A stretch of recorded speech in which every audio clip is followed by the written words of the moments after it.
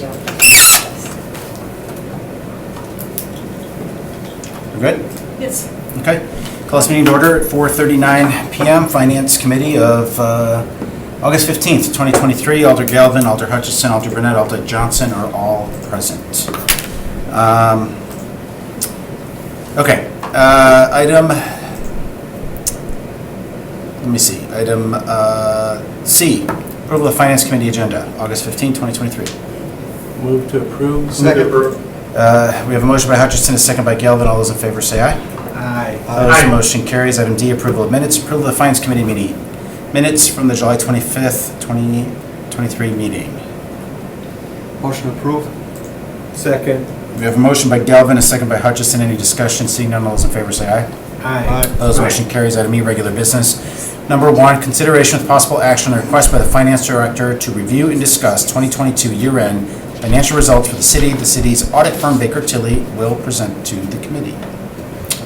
So, staff, is our auditor online? Yes. Okay.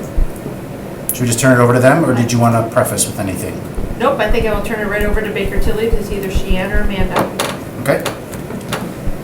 All right, thank you. Do you guys have the handout in front of you, the financial highlights handout, or did you need us to share the screen? We have it, but if you can share screen, I think it would be nice to follow Yeah. along. Either you can, Okay. or either I can share, or I can just bring it up on the screen. Sure, that'd be great. Can you see it? Nope, not at this point. Yeah, and I think this is good for the Zoom recording too then. Yep. One moment.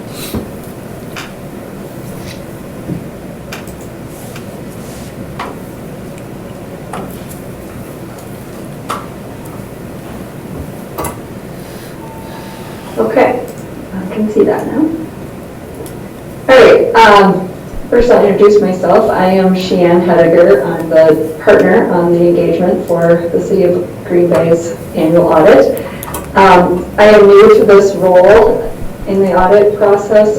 Kim Schultz, who was the previous partner, did retire on May 31st.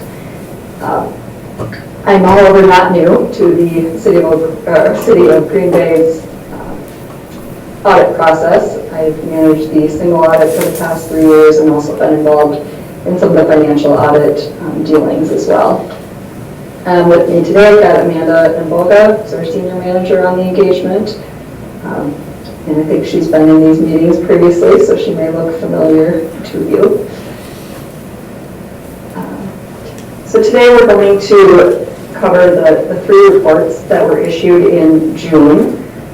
We've got the financial statements for the ACFR, the single audit report on the federal and state awards, and then the reporting and insights letter, which is the communication to management and the governing body. So I said we'll summarize those briefly in this meeting. We do welcome questions throughout the process, or if you want to hold those into the end, and we will try to address them then. But to kick us off, Amanda's going to go through some of the financial statement highlights. Yes, all right, we'll start with the general fund and some of the fund balance information. So on the first chart here, we have a breakdown of the fund balance for general fund. The light blue line is 22, and then we have 2021 in black just for comparative purposes. So you can see the total for the year, very comparable to the previous year. It's less than 1% change there. The following categories make up the total. So assigned is one of the categories, unassigned is one of the categories. It's one of the larger ones. And that is everything that does not fall into one of the other categories. So it's just available for general operations, and very important to have for both cash flow and contingency purposes. That did go down a little bit this year, but the good news is that the assigned and committed balances went up. And both of those categories are internal designations, so you're able to reassign and redesignate those if needed. And we'll have more analysis on those 3 categories on the next page as well. There is a small restricted balance in the general fund that would be designated by an outside party or some agreement with an outside party, and so those funds can only be used for very specific purposes. And the non-spendable category would either be items that are not in spendable form, so like a prepaid expense, where you pay for something in advance, and that holds value to the city, but it's not going to be converted to cash at any point in the future. Or it could be something that will eventually be converted into cash, but not for so long into the future that you don't want to count it right now as an available resource. On the table that follows that, the summarized income statement, you can see the change for the year. So that negative of the 113,000, that was the change in the total fund balance. So you did have a decrease that was planned, though, as part of the budget. And overall, you had positive variance to budget. The biggest portion of that is on the revenue side. The public charges for services, and specifically the ambulance fees, are the reason for the increase there. And following that are the category definitions, which I already discussed. So yes, on page 2, the city does have a fund balance policy, and that is to maintain an unassigned fund balance of 9 to 16% of expenditures. And when we do that calculation for 2022, we come up with 12%. So that is down a little bit from last year. Last year was 14%, but still within the range that you had set as the goal. In the chart below that, we're looking at unrestricted general fund balance, so that would include the unassigned, the assigned, and the committed balances from the previous page. And again, comparing that to expenditures. So you want to look at the red line here is the actual for the city. So for 2022, it came up to 27.9%. And what that means in very simplified terms is that in theory, you could operate the city for 27.9% of the year without collecting any new revenues. That is pretty comparable to last year. It's down a little bit, but still well above what the GFOA has set for kind of a recommended minimum. That's what that bottom bold line in black represents. The Government Finance Officers Association, or GFOA, recommends no less than 2 months of expenditures and fund balance. So you're well above that. We also have on here the blue dots are a median reference, which is from our own internal Baker Tilly client data, just to give you an idea of where you sit compared to other Wisconsin municipalities. And of course, we don't have that information for 22 yet, but for 21, you're about 5%, I guess, lower than the median value there. That's pretty good. Okay, go to the next page. Switch gears a little bit here to debt then. And looking at specifically the general obligation debt to start with, that is limited under state statutes to 5% of the equalized value for the city. And so when we do the calculation for 2022, we get 38%, which means 38% of your debt limit has been used. That is down a little bit from last year. Last year was 43%. And so if you look at the chart below that, you can see the reason for it really is not the debt balance. That's the red line. That's been pretty consistent for the past 5 years, but your debt limit or your equalized value has gone up over that time. So that's given you some additional capacity to issue general obligation debt. So that looks really good in terms of your capacity or your ability to issue more if you should need to. Important to note that general obligation debt is not the only kind of debt that the city has. You also have some revenue debt secured by some specific revenue sources. So that's not limited under state statute, so it's not included in the chart above. But if you look at the financial statements, you'll see a significantly larger debt total. That would be about $226 million rather than the $175 million that's just the GO debt. Following that, and I won't go through all these rankings in here, but we do have some information from the Wisconsin Policy Forum.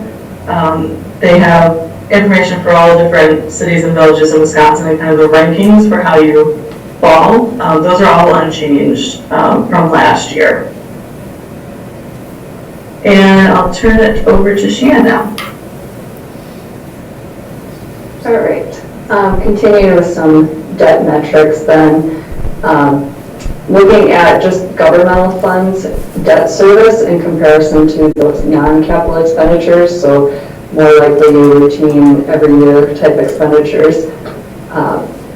The kind of aqua line there is the city's percentages. And then the red line is what the bond rating agencies recommend as a maximum. So their maximum recommendation is 20%. The city is sitting very comfortably under that at 12.5%, and actually down from the past couple of years.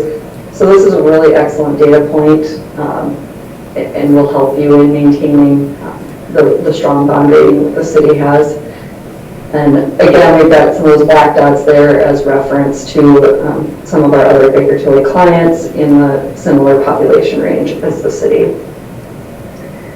Towards the bottom, the current and prior year data, these are the principal and interest, so the debt service expenditures and the non-capital expenditures that are used to generate those data points in the graph above. It will fluctuate your debt service from year to year based on repayment schedules and what new debt is taken out or old debt is paid off. And then this next page, so far we've covered mostly general fund activity. Just wanted to highlight some of the other funds of the city here. The other three major funds, so the largest governmental funds of the city, the sanitary sewer, the COVID grants, and the debt service funds. The sanitary sewer fund had a nice increase in fund balance this year, and the percentage there of 83% is that unrestricted fund balance as a percentage of expenditures. So as Amanda was just covering that with the general fund, this shows that the sanitary sewer has about 10 months of reserves in that fund balance, which is an increase of about 8 months from the prior year.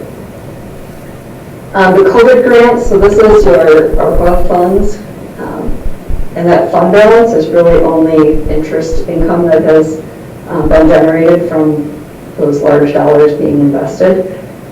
The remaining money that you've received for those grants is sitting in an unearned revenue on the balance sheet and is deferred until that's spent. As of 12/31/22, that amount is about $21.6 million of unspent ARPA funds. And then the debt service, that's fund balance is all restricted for future debt service payments, and that's mainly generated from taxes levied and transfers from various TIFs to make those debt service payments. And then the non-major funds lists there. These are just a few of the larger ones. This is the special revenue and capital projects funds. These are all restricted, committed, or assigned for specific purposes. And within the financial statement document, pages 82 through 103 have all of these non-major funds listed, and you can see balances at the end of the year and current year activity that happened. Just a few of the larger changes. The sanitary sewers construction had some outlay in repairs and maintenance this year, but revenues exceeded those. And then within the TIFs, so TIF 12, 13, and 21 all had tax increments that exceeded the debt service or capital outlay. Which is great to see for TIF districts. You want to see those generating money and recovering their costs. And then TIF number 22, really not a lot of change in fund balance there, but just wanted to note there was about $2.2 million of capital outlay that was then funded by $1 million transfer from TIF 4 and a $2 million transfer from TIF 12. So that increment sharing from some of the districts that are doing really well are helping to build up other districts as well. So overall, of those non-major funds, the fund balance is up about $6.2 million from prior year. So nicely building reserves for these more special projects or activities that the city has. And then the final one on this page, the net position, looking at the internal service funds. The ending net position there, just under 3.4 million, is up about 906,000 from prior year. You know, what we want to see in an internal service fund is not to necessarily make a profit, but to cover the expenses that are incurred. And when it comes to insurance claims and such, you know, they're not going to match year over year. So it is good to have some reserve built up. And this is about, the internal service fund has about $14 million of charges for services in the year, similar to the prior year. So this net position is about 3 months reserve. So that's very reasonable, it's not excessive, and it's generating enough to make the payments on those insurance claims. So that covers the numbers area. Just wanted to touch on the beginning of the financial statements, our independent auditors report. So these are the 3 or so pages that we as the auditors issue. We did issue an unmodified opinion for the year, so that is a clean opinion, the highest one the city can receive. A note there, we did have an emphasis of matter paragraph this year, so if you're comparing to last year, that would be new. With the implementation of GASB Statement 87, it's been in the works for a lot of years, finally came into effect for 2022. This was a very large undertaking, I know, for Diana and staff, and then getting that through the financials. So because of a new standard, we have to put that into our opinion.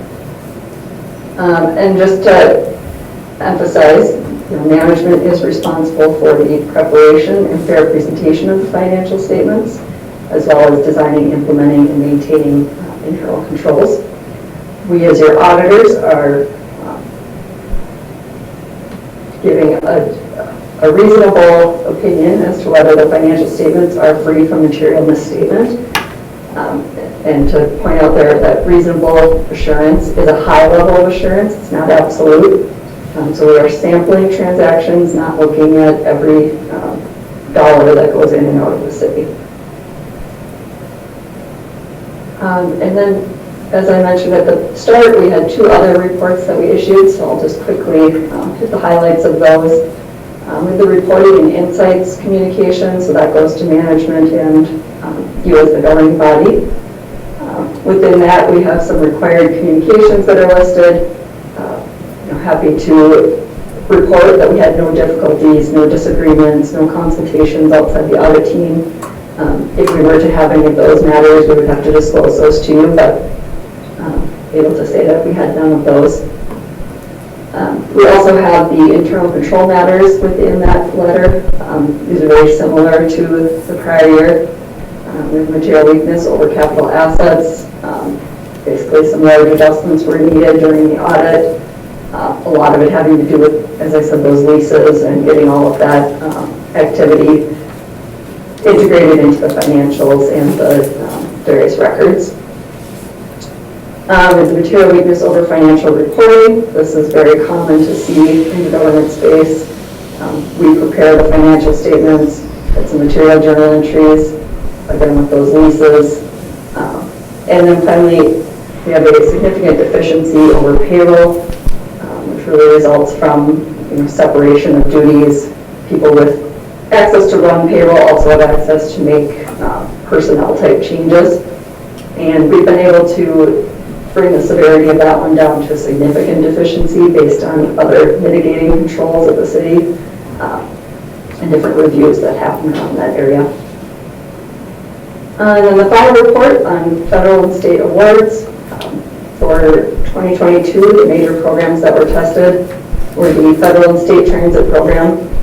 That one's tested every year. It's one of the largest state programs that the city has, so that gets looked at annually. And then for 22, we also looked at the ARPA funds. We had no compliance findings, did not find any issues around those programs, so that's always a really great result too. I guess in closing, I would just like to give a huge thank you to Diana and the team. Always very well prepared for us during the audit, very responsive to our questions and our requests. And as I mentioned, working through GASB 87 this year, it was a large undertaking, but very receptive. The team was very receptive to suggestions and very helpful in working through that. So we just really appreciate all the staff that contribute to the audit. There's a number of people, but thank you, Diana, for coordinating all of those efforts. So with that, if there's any questions or additional comments, Amanda and I will stick around for a little bit. Thank you for the presentation. I can imagine how hard it is to make accounting fun, so good work. A couple questions, and these might be directed more towards Diana, but obviously if the auditors want to chime in, feel free. So I just kind of want to point this out and make sure that we're all under the same understanding here. When I'm looking at this, we performed $893,000 better than what was budgeted. Is that accurate? What I'm seeing is we underspent by $202,000. We generated $690,000 more revenue than what we budgeted. So our performance was almost $900,000 better than what was projected. Would that be accurate? So you're shaking, I was gonna say, so you're shaking your head, yes. Ultimately, fund balance went down $100,000, but there was an intentional use of Right, some we funds. budgeted for a deficiency there, so. Correct. Okay, so I want to call that out because that's an accomplishment. So congratulations to the mayor, the administration, and the staff. I think that should be applauded and applauded very vocally. So I think that's obviously the goal of any organization, is not to overspend or underperform, and so very grateful for that performance and leadership. So good job, everyone. I see a lot of staff people sitting around here. So the next question that I had, so I'm seeing what I perceive to be a very positive trajectory around our debt service to non-capital expenditures, but I want to fully understand what that means. So non-capital expenditures, would this be basically operational expenses like a squad car where we were, I go back to that example, right, where we budget 10-year, or bond 10 years for a 3-year squad car? Is that what falls into this category, or can you help explain what that means? A squad car would be capitalized, so that would not fall. But even if we bonded for it longer than its useful life? Yeah. Okay, so maybe the better question is, can you just explain in a little bit more detail what a non-capital expenditure is? Yep, so that's going to be, your payroll, your repairs, maintenance, basically anything that's not a capital expenditure. So anything that's getting picked up as a capital asset, building purchases, equipment purchases, anything with a useful life over 1 year, would Okay. not be included in this number. Yep, and so now translate that into what this graph means, right? So what does 12.5% mean? So the amount within the non-capital expenditures of $167 million, the debt service is also part of that total. So this is showing that of your operating normal expenditures, only 12.5% of that is debt payments. So you're not overspending in debt areas only. So is that just So expense? if your total expense, or if your total debt expense was 50% of your operating expenditures, that might be a little more alarming that you've had to borrow a lot more in Right. comparison to what So you're spending. is this exclusively an expense category, or would this be cash flow performance? Expense. Okay. So like the interest that we pay on a bond, for example. The annual interest is within that expense dollar amount. Okay, great, thank you.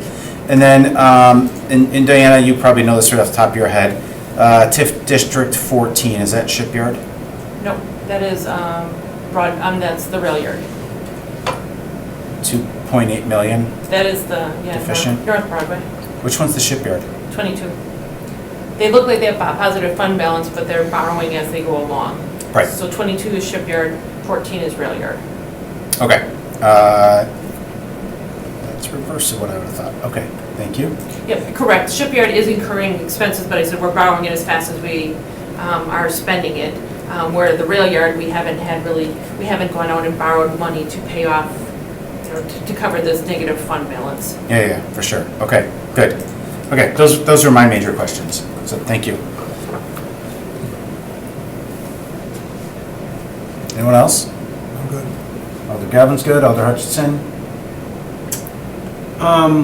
I guess on the blue curve going up and then coming down, on the debt service to non-capital expenditures, is that a product of us trying to align the service with the length of time that service will be provided in borrowing? Does that come into effect this? Because it seems like when we started to make the length of the loan match the life of the whatever, that should come down. And it looks like it is. Is Is this the one, that chart you're talking about? Yeah. Yes. Causation versus correlation? I will also start with, and Sheehan, you can step in, but really, our debt, even though every year it seems like borrowing more than we're paying off, our debt is only, earlier slide, is only going up very little. Our outstanding Right. is only going up this much, but as our expenses and our assessed value goes up much faster than our debt, I think that is what's causing it. Sheehan, do you agree with that? Our expenses are going up faster than our debt is going up. So we have a good Correct. correlation there, Yeah. even though we are, what we So we've say, been kind of pulling back on that a little bit. we right? have been pulling back. So I mean, you're seeing the results of that. We do have more, again, we have more capacity. And there was a time we used to try not to borrow anything more than you paid off, but there's, yeah, as you know, as expenses have continued to go up so much and our capacity, our equalize, our expenses go up, that's what's driving this percentage to go down as we have held back a little bit on the debt. So when you come to us every year, right, when we do bonding, because this is going to be coming up soon, Correct. and we usually get that recommendation from bond counsel that says you should try to stay within this range. With the equalized value having gone up disproportionately more than what our bonding has been, will that perhaps create some additional capacity within bond counsel's recommendation? It could, and I certainly can work with Ellers and show them these charts and graphs. Again, that was really, they were just looking at long-term, they were trying to find, ways to make sure that, your debt payment and an annual operating budget doesn't go up on an annual basis. Got it, yep, Yep. okay. Okay, thank you. Alder Burnett, do you have any questions? No, I do not. No, likes what he sees, that's what I heard. No questions. No questions, okay? Thank you, auditors, Baker Tilly, we appreciate it. Thank you. I think Thank the you. appropriate motion would be to receive and place on file. Correct. So move. Second. We have a motion by Hutchison, a second by Galvin. Any further discussion? Seeing none, all those in favor say aye. Aye. Aye. Opposed, motion carries. Item number 2, consideration with possible action to purchase 2 spectrometer units from Thermo Scientific Portable Analytical Instruments, Inc. for a total of $122,422.62. Is this you guys? Would you like to speak on it? Sure. I feel like you should, since you've, put in the time here. There, Yeah, why don't you, just so the cameras and everything catch you. Just tell us what you got going on here. so this is a unit, there's 2 units in here that are replacing 1 unit, but these 2 units do the same as what that 1 unit does right now. This is something that we use on the hazmat team. It gets deployed at every one of the football games. It is response to different incidents. We have sometimes where the police department will bring unknown substances.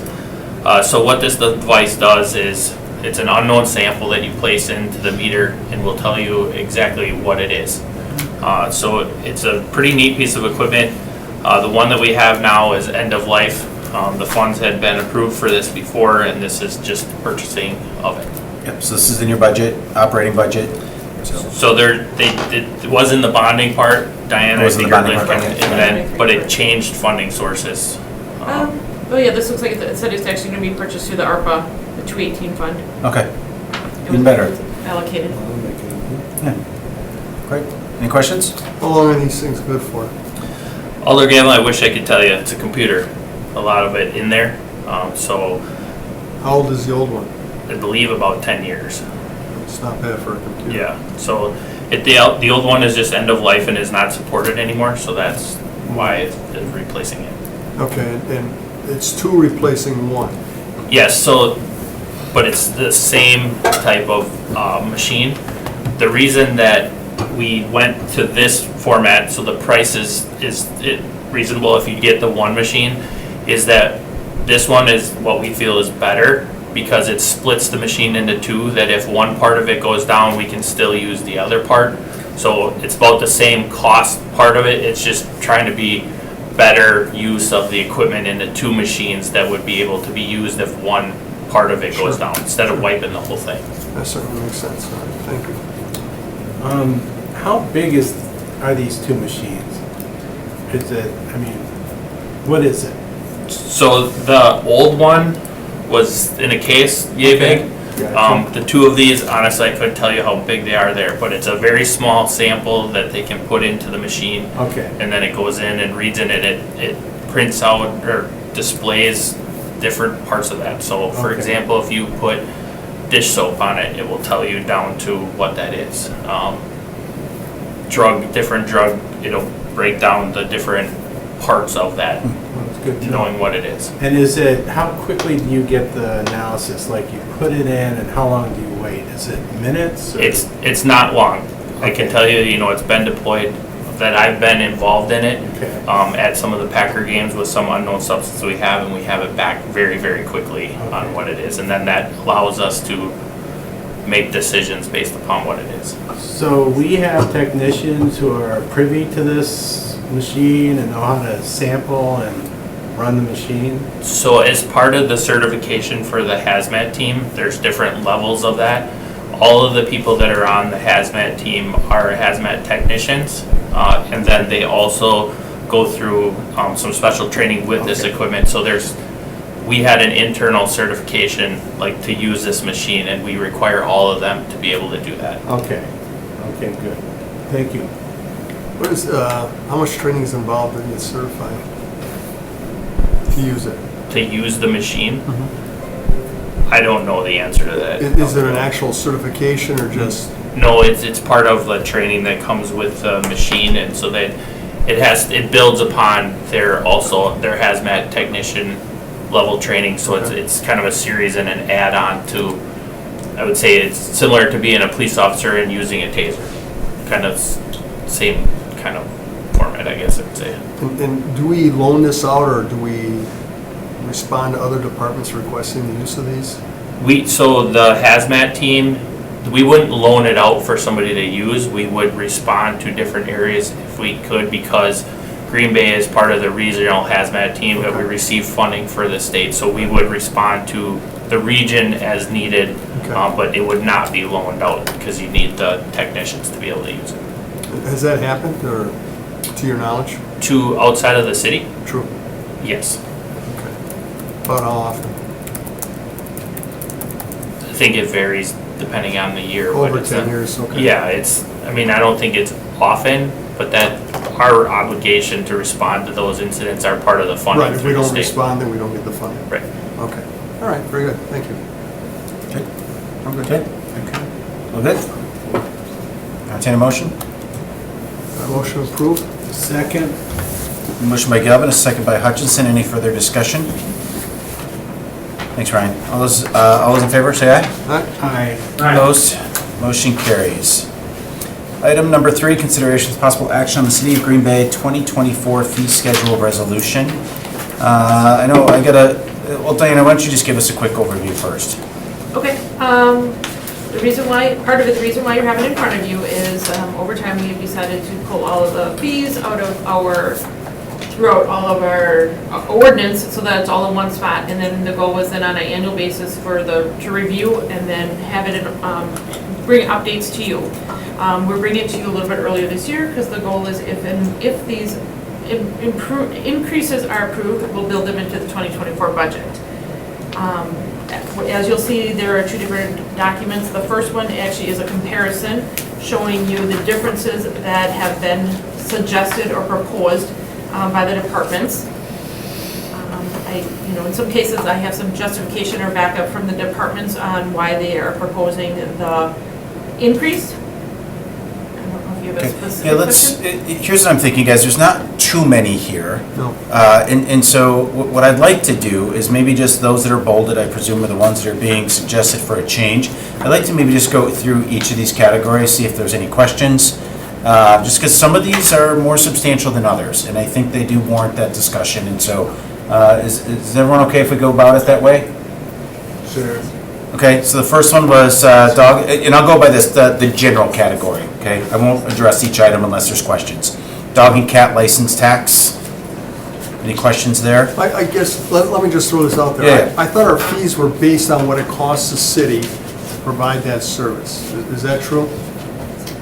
Yes, it's supposed to be set as a reasonable way of reimbursing the time that it costs to review, to inspect, to process the permit, inspection, administrative costs. And they do the paperwork involved and everything else like that? Because there was something years ago where there was a large fee and the city tried to use that fee to shut down something that was Correct. going on. Those are liquor license There has to be a reasonable That's correlation. Yes. And so these fees then are our staff looking at what we're currently charging and saying, you know something, we're not breaking even on this, we're actually losing money by providing this service at this level. Correct.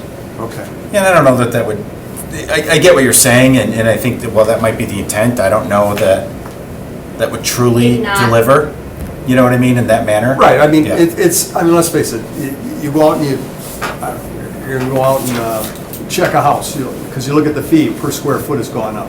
Right. To do some inspections and things like that. So what does it cost our inspector to go out there and do the job and then come back and report on it and fill out the paperwork and get it all issued? But some of these, I think, are, you could argue that to have them subsidized, if you will, through the levy, maybe are justified, right, for the greater good. Right. Because I'll tell you what, like, right now, $5 for a dog or cat license, we're losing money on that. We're spending way more on labor, whether we Right. see it transparently or not. but Exactly, exactly. Do you say that's okay? I mean, that's just a proposal to go to 10, but, and I think there are others here that just, I had questions about at least, but. Okay. Well, I like $75 to do a beekeeping initial inspection fee. I'm not doing that for anything less of about $1,000, but I got someone else who goes out there for $75. God bless them. So, okay, so if it's good with you Sure. guys, again, I'll go back to 6.2, dog and cat license tax. Any questions here? No? Okay, 6.11 would be the beekeeping. Only that we were never charging for the initial inspection fee. Now that more people are getting into this beekeeping stuff, is my understanding. Yes, so it's requiring some sort of inspection process, which All is right. new, and all of our inspection fees are generally $75. And are we using city staff or do we hire like another? We don't know. We don't know if we have an outside vendor, if that's internal inspections. Why do we have to inspect? Does that pose a risk to the public? Correct, to just ensure safety. I think that's, You don't want to find beehives all over your neighborhood. Or do you? They're part of our ecosystem. They're there. All right. Okay, I'm just gonna bite my tongue on that one for a minute, but, I do have a question about that. yeah, go ahead, Elder Burnett. I don't know if the correct people are here, but what entails a inspection? You know, what type, it's $75 for trying to increase pollinators and good ecosystem within our city, and we, charge $75. I'm curious what that $75 covers, and how we're staff time, do they just look for, is it close to a public building, is it, contained well? That would be my question. I don't want to approve a fee if we don't know what that fee covers. I would agree. I don't believe the right people are in the room.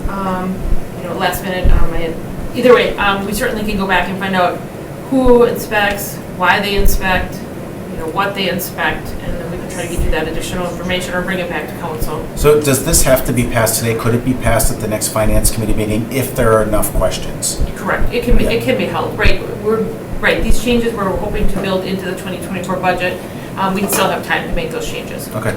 Could we, okay, I'm sorry. Sorry, no worries. Definitely not the expert, but just reviewing the ordinance itself. It does provide standards for how, like the manner of keeping the bees and how the bees are supposed to be kept.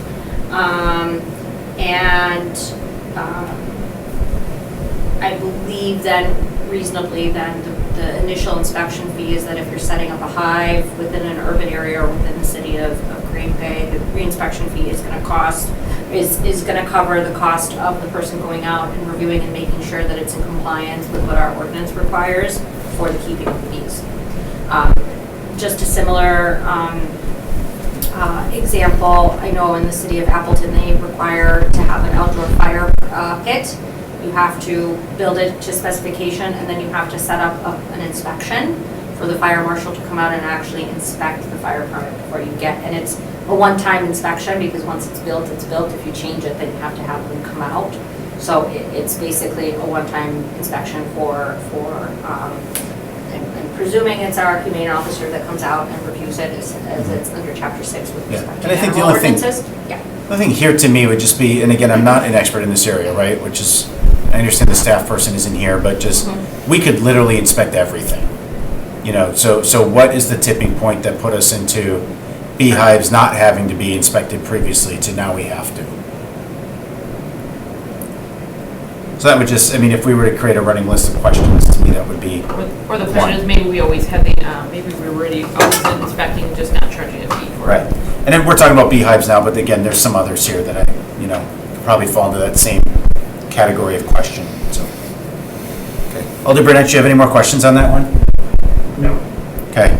All right, the next one was, let me see, the base fee for subdivision or neighborhood signage. I don't even know what that is.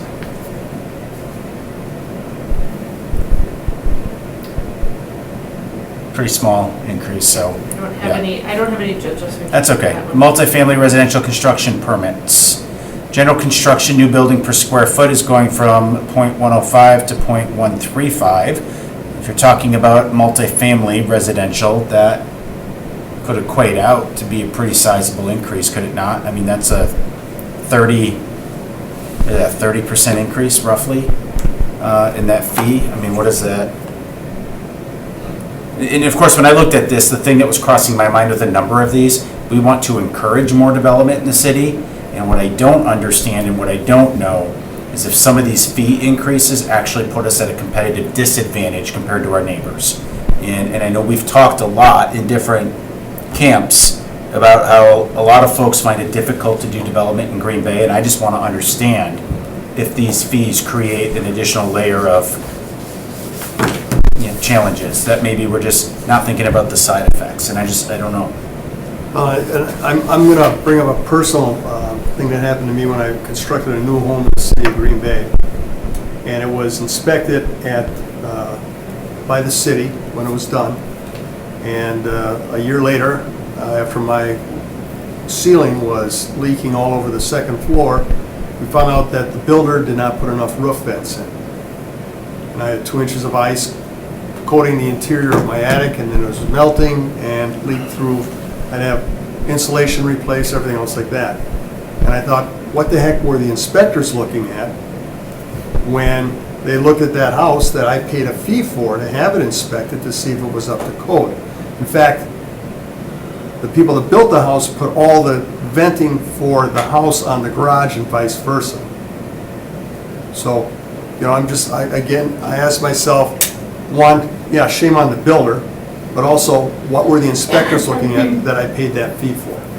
And so if we are going to charge a fee, I want them doing the job and doing it right. And so if it costs more to do it and do it right, then I think it's worth it, but. Well, in this one here, in particular, this is multifamily, right? So Right. if let's think about something a little bit more scalable. We've got a 225 unit apartment building going up right now on Broadway Street. So I just did some quick math. Current rate would be around a $23,000, rough numbers, $23,000 permit, this would put it up into a $30,000 to $31,000 permit. So, another $7,000, $8,000. Are we putting in that much more effort on this for the fee to reflect, or is that another cost added on to development that makes it harder? I don't know. Okay, so there's the moving building, foundation area. Let me see, base fee for subdivision or neighborhood, again, that one's just a flat rate, pretty small. Foundation area to move building group 1 and 2. Subdivision or neighborhood identification signage base fee again. And again, I think this is just based on different categories, right? Fire suppression systems, pretty modest. Re-inspections of electrical wiring went from 50 to 75. I don't know about you guys, but I mean, this is re-inspection of electrical wiring. The other re-inspection fee in here, I'll get to that in a minute, just because that one's for wiring. Yep. So a quick comment for all the re-inspection fees. I'm not sure if you all recall, we had a general discussion about increasing re-inspection fees from $50 to $75 with the 2023 budget. Re-inspection fees are noted in a lot of different places within our code for, under building, housing, plumbing, so on and so forth. Those changes weren't caught in the revision last year. And so any references to re-inspection fees in the fee schedule, we're actually going to put forward another draft to indicate a different font. Those are going to be Scrivener's errors that we're kind of correcting for the 2024 year, but they were already in place and approved with the 2023 budget. Okay, So- thank you, I Yeah. appreciate that. Yeah. So, okay. This one, and I don't know if this is a Scrivener's error. So multifamily residential electrical permits, General Electric went from .055 to .85. That's not a Scrivener's error. That's a pretty substantial increase. Basically a nickel to 85 cents per square foot.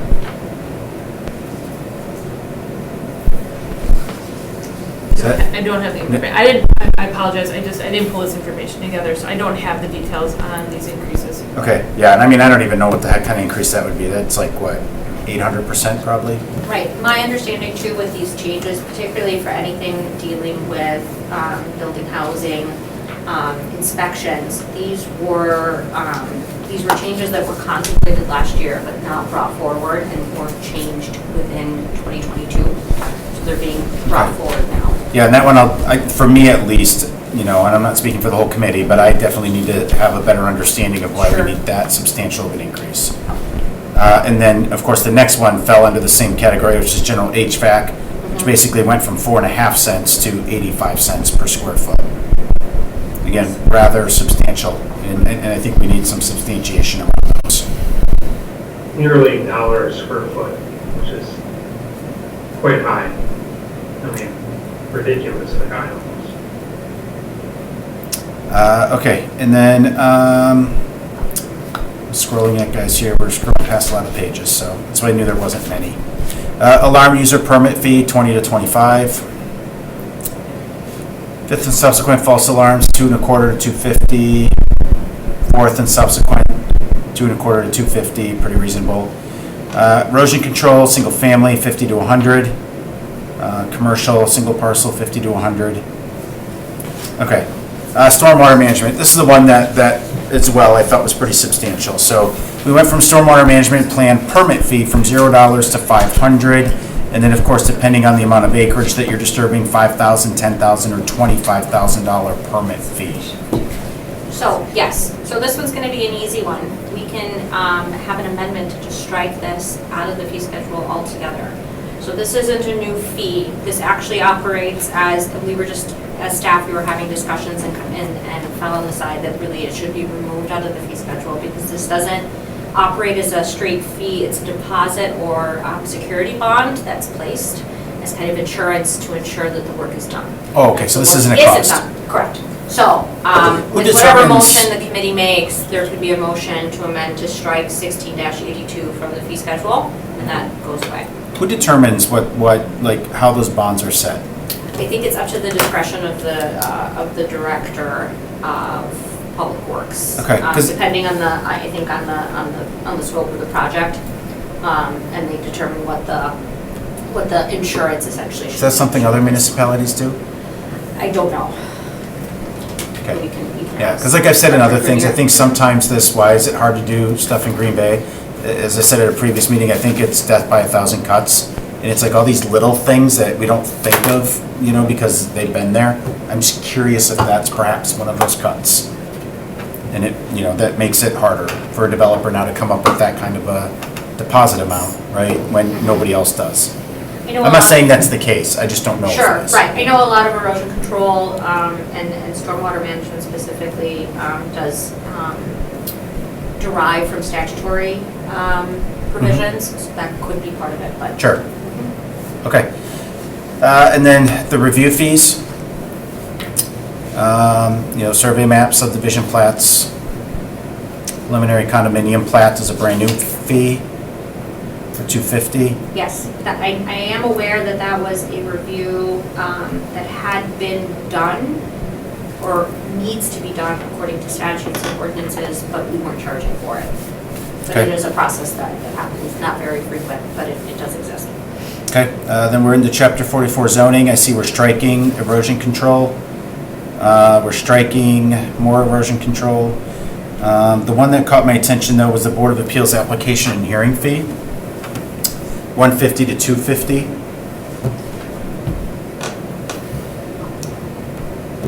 I don't know, I represent a district that has a fair amount of variance requests.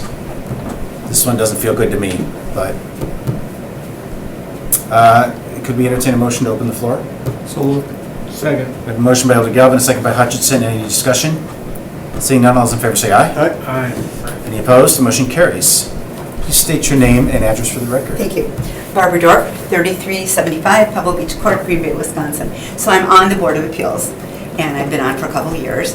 And one of the reasons that this was discussed, because we're aware of this, is that many, many appeals were coming to the Board of Appeals that absolutely, under law, we could never approve those appeals. There's certain standards it's a quasi judicial hearing, and we couldn't. And staff would work with people prior to them coming to the board and try to explain to them, why it wouldn't work.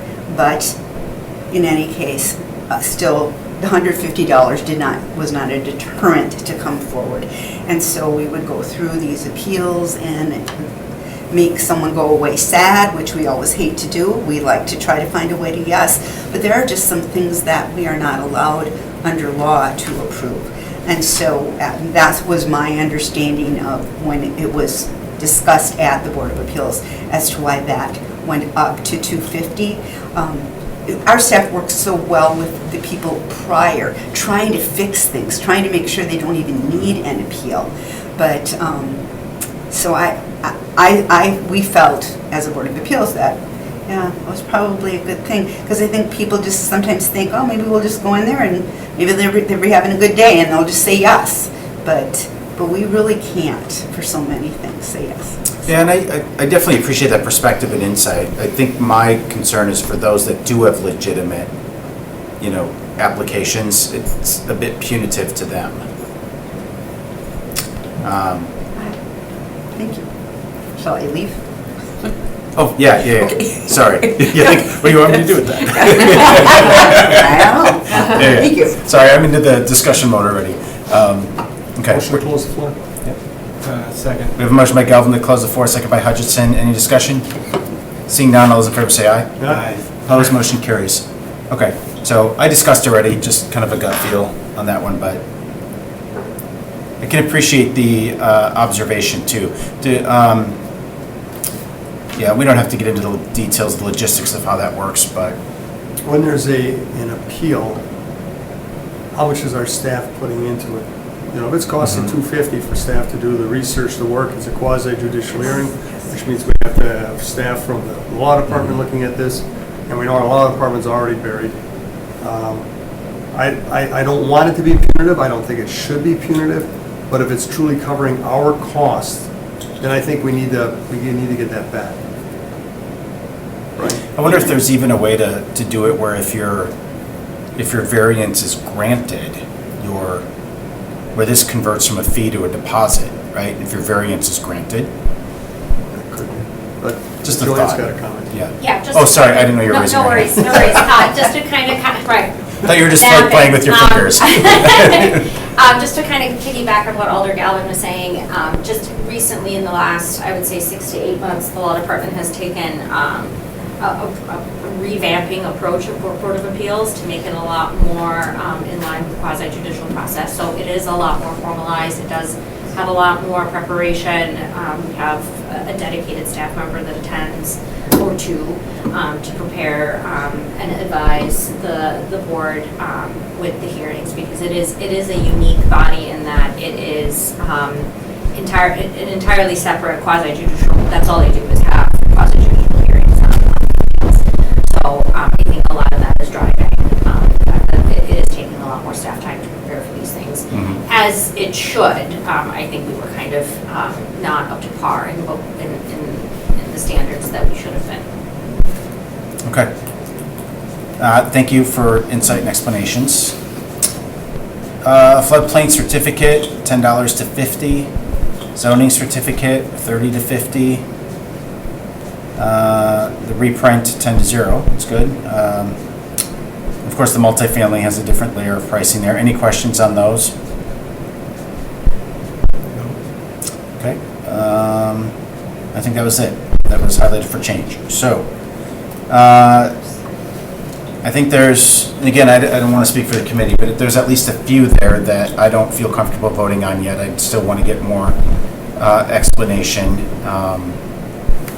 I would make a motion, we hold until we get the answers to those questions, and then we can vote on it.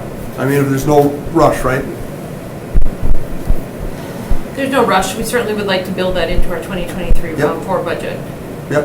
And I imagine, it doesn't look like there's a lot we need answers to here, but if we get those answers before the next meeting, I don't think it'd be I don't think it'd be hard to pass that, because most of the changes, I think we would approve. There's just a small handful that, again, what's involved and, Yeah, and I don't want to make a situation where staff have to come to the meeting just to answer those questions, but if they need, if they're going to be at the September meeting anyway for the CIP, maybe there's a double whammy there that we can knock out in that meeting.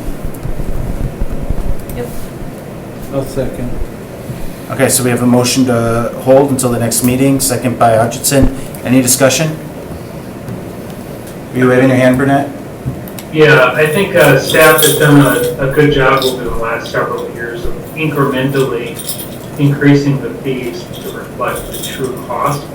And you are correct, there's just some that seem a little questionable, so it would be good to hear from them, even if it's a written report, or as you say, if they're there anyways for CIP.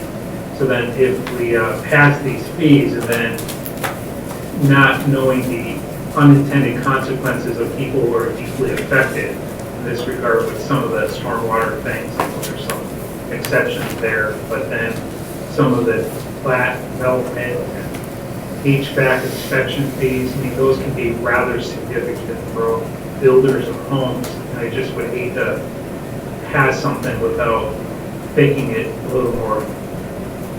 it more carefully. So I'm in support of the motion. Okay. Any further discussion? Seeing none, all those in favor say aye. Aye. Opposed, motion carries. Okay. Item number 4, consideration with possible action on the acceptance of the Wisconsin Election Commission's Election Security Subgrant Program Award of $10,620.24, to be used toward purchasing redesigned absentee ballot envelopes. Staff. What's laid out in front of you, unfortunately, this clerk was not able to attend, but what's laid out in front of you is the grant program, the possible award, the reimbursement, it's a reimbursement program, and then the grant application, the possible award, and the allocation to the city of Green Bay would be $10,620.24. And then the clerk went on to talk about the redesign of the envelopes, that one way or another, we have to pay for the envelope redesign. So whether or not we accept the $10,000 to help pay for the redesign, that's our choice. Either way, we will spend the $10,000 to pay for these new envelopes. Is the state requiring everybody to do this? Yep. So why is this a grant and not just like, here's your funding? Our grant policy would say that they're calling it a grant award, so at this point, we would have to accept it. So basically, it's a funded mandate. Yep. Can we just pause and celebrate that for a moment? Unusual. I didn't even know you could use those two words simultaneously. Okay. Any discussion? No. Alder I Brunette? do. Yeah, so thank you for that explanation.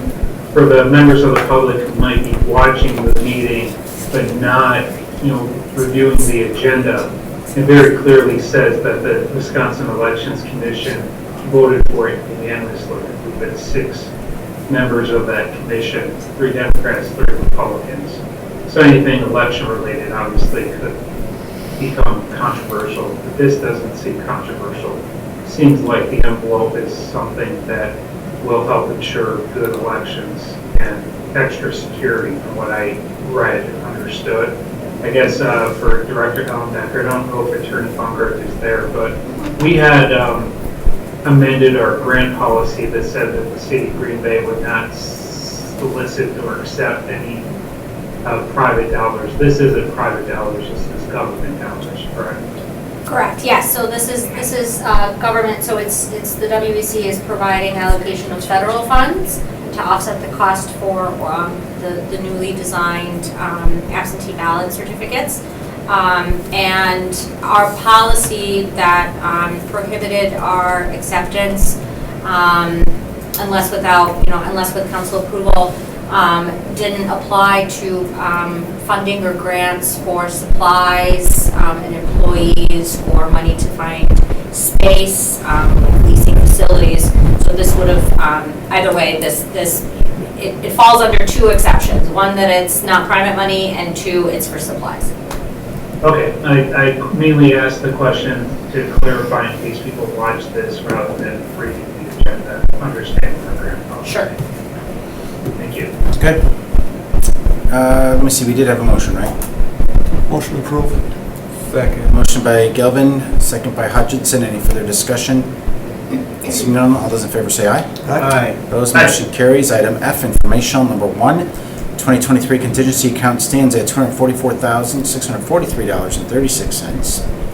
Number 2, the next Finance Committee meeting will be held September 12th, 2023 at 4:30 p.m. Director Ellenbecker and I had discussed, we're going to bring the CIP forward, both meetings in September. So just kind of have that in the back of your minds and be ready, for potentially a little bit longer meeting as we head into discussions about bonding and budget and all those good things. So, entertain a motion to adjourn. So moved. Second. We have a motion by Galvin, a second by Brunette. All those in favor say aye. Aye. Opposed, motion carries. We are adjourned.